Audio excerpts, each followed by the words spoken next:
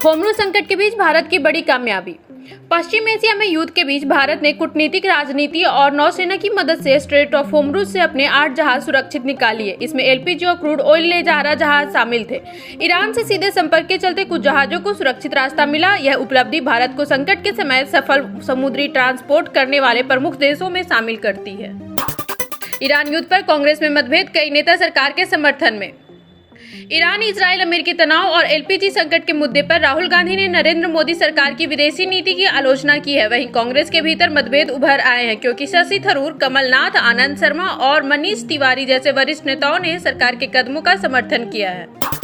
केरल में शशि थरूर के काफिले पर हमला।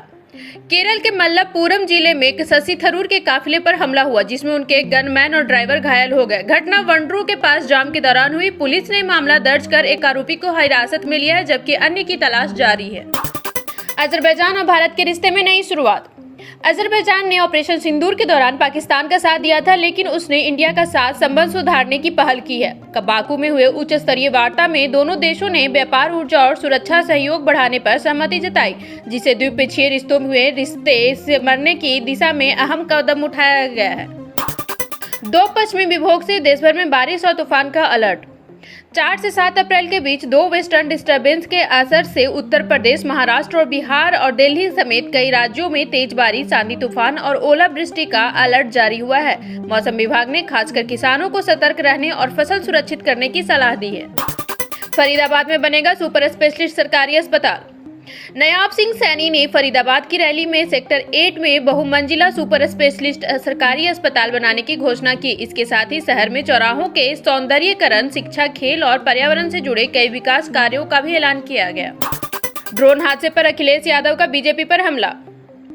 सफाई में ड्रोन गिरने की घटना पर अखिलेश यादव ने भाजपा पर सवाल उठाए। उन्होंने कहा कि जब ड्रोन संचालन ठीक से नहीं हो पा रहा तो हवाई पट्टी से विमान संचालन कैसे संभव होगा। घटना के इलाके से दहशत फैल गई और लोगों में सुरक्षा को लेकर चिंता बढ़ गई। गोरखपुर को सीएम योगी को दी बड़ी सौगातें। योगी आदित्यनाथ ने रविवार को गोरखपुर में मल्टी लेवल को पार्किंग और कमर्शियल कंपार्टमेंट की सौगात देंगे। इस परियोजनाओं से पार्किंग की समस्या दूर होगी और प्रभावित व्यापारियों को नई दुकानें मिलेगी, जिससे शहर में भीड़ भाड़ वाले इलाके में जाम से राहत मिलेगी। अंबेडकर जयंती पर सहारनपुर दौरे से सियासी संदेश।